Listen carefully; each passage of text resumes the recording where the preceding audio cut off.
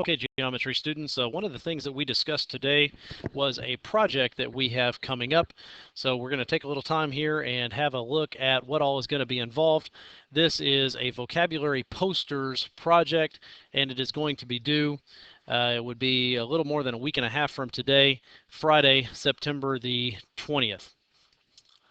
Okay, now basics, the backgrounds here. Each poster should show the following things. You're going to have a vocabulary term assigned to you. Your poster should reflect that term. It should also state the definition, and I do expect the definition that we have unveiled in class, so you may need to look back through your notes or through the videos. Please do not Google a definition and then put that thing on the poster. That's just going to confuse people. Um, Also, 3 pictures from magazines, newspapers, or other approved media that clearly demonstrates the term. What we're talking about is like some real world type pictures, not just drawings of the particular term like you've been seeing in your notes, but the term in real life, pictures of that. And magazines are good. You can cut things out of magazines or newspapers or other approved media, and approved media will be things that you'll need to come and talk to me about and see if those are okay or not. But we're absolutely not typing something into a search engine and then printing out pictures that the search engine happens to kick back. So you might want to check and see if you have some old magazines around the house, or maybe ask some neighbors if they have any. You can check with public libraries and things like that for old magazines. And you can always drop by the library. The library always has newspapers and things like that. And at the end of the day, they just recycle them. So they'd probably be happy for you to pick them up and look through the pictures and cut things out rather than throwing them away. Each picture that you do come up with, you're going to put a caption, a little written statement underneath it that explains how the picture demonstrates the term. So we're not going to just throw a picture up that has a million things in it and say, hey, there's a right angle in there somewhere. You'll need to say, hey, where this building meets that ground, a right angle is formed. So you'll have a little written or typewritten thing underneath there. The posters are going to count for a test type grade. Remember that test grades account for half of your 6 weeks average. So this is going to be a big number in your 6 weeks grade. And you can earn additional credit for exceptional creativity or thoughtfulness. There are always a few people that go well above and beyond what was needed in order to get the project done. So if you're going to put the extra time and effort into that, then I will consider such things when I am doing the grading. So let's look at how your grade is going to be broken down. It's going to be a 100-point maximum type grade with possible extra credit. Okay, the scoring rubric is basically going to be this. You got 30 points possible for the term and its definition.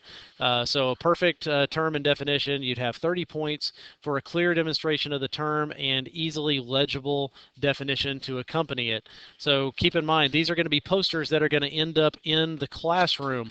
So we want to write big enough so that if they're hanging up near the ceiling on the wall, we can actually see what the words actually say.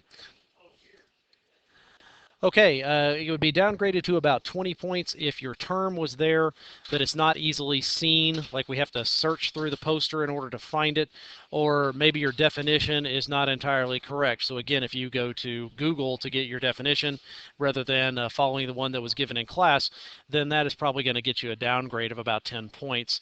The 10 points on this section would be the term or the definition cannot really be viewed without studying the poster, or one or the other might be missing, or information is simply not right, and of course 0 points for it not being done. Pictures, 30 points also available for the pictures. Full 30 points would be for 3 or more appropriate pictures, clearly representing the item. If you only get 2 pictures, well, 3 was the requirement, so you just lost 10 points, came down to 20 points. Only 1 picture would get you 10, and you'd get 0 points for the pictures being absent, or the pictures do not clearly represent the term that you were supposed to be representing. Captions. Each of the pictures is going to have a caption written in there where you are basically going to communicate with the person looking at the poster that how your term is actually in the picture. So 20 points would be for all 3 of your captions. being there, and they accurately describe where and how the picture shows them. And we are talking about a description, a written description. So don't just put "here it is" and draw an arrow from that to the picture. Okay, actually describe what the picture shows and how that does represent the term. You're going to drop down if you only have 2 captions down to 14 points. 1 caption would be down to 7. And then if you do not have captions or they do not make any sense for the pictures that they have along with them, that'll drop you down to 0 points. The remaining 20 points are going to be for basically the quality and the overall professionalism of your project. Okay, guys, I wish I could say that it's all about the quality of what you put into your work. Okay, I wish I could say it's about that, but let's face it, humans are reactionary creatures. They respond to what the overall appearance of your work is going to look like.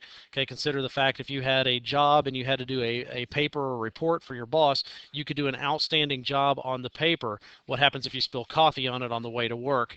His first impression of the project is going to be how sloppy it looks, and that's going to reflect poorly upon you.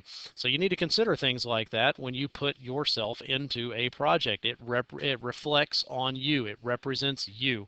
So 20 points, we ought to be able to get all 20 points here. The project appears to have a great deal of care and sufficient thought and time put into it. Okay, you'll drop down to 15 points if the project's quality is pretty good with some minor blemishes. So maybe you had to erase or correct, or it got a little crumpled, things like that. Drop you down some. 10 points if the project appears to have some thought and time into it, but could have been cared for a good bit better. 5 points, the project is of poor quality, possibly including being damaged in some manner, and down to 0 if your project basically looks like you just scribbled it together, threw it together at the last possible moment before it was due. Folks, the bottom line here is on projects, I have had projects that have been turned in with tire tracks across them. I've had projects that have been blown away in a windstorm. I actually had a project one time where somebody had put it on the kitchen floor, were working on it, went to bed. They were going to get up the next morning and continue working on it, and I guess the family dog just thought it looked a whole lot like the newspapers he was supposed to go on because he used the project as a puppy potty. Okay, these are things that are going to reflect obviously badly on your project. Also, keep in mind, poster board, it is flat. When you take flat poster board and you roll it up, something happens to it and it becomes permanently rolled up. That makes it very, very difficult for your teachers to grade it. It also makes it nearly impossible for us to hang something on the wall. So I know it's convenient for you to roll up poster board to carry it easily and to, just to make it more convenient for you. But keep in mind, it's not about your convenience on a project that you are turning in for a teacher. You need to think about what is most convenient for the teacher or the person that's getting your project. So please keep in mind when you're getting your project together how you're going to transport it, if you're going to keep it flat, things like that. Okay, now we've covered several vocabulary terms to this point of the year, and it will get no better from here. I have selected 20 of the terms that we have discussed so far, things that you are responsible for. And what I did is I went around the classroom and I used a random number generator, and whatever number came out, that was what term you were assigned. So if you managed to miss the day that we did the assignments in class, you have been assigned a term, and you will need to visit with me to find out what term it is that you are assigned. We are not just picking our own terms and turning in whatever we feel like turning in. People are doing certain terms so we can have a good representation of all of the different terms shown in the classroom so we can all learn from the projects. So visit with me if you happen to miss class today, and that's your project. Once again, it is due on September the 20th. That is about 11 days from now. That is plenty of time to get the job done, but make sure you don't put it off until the last minute. Get it done early, turn it in early so that you won't have to worry about it at the last moment.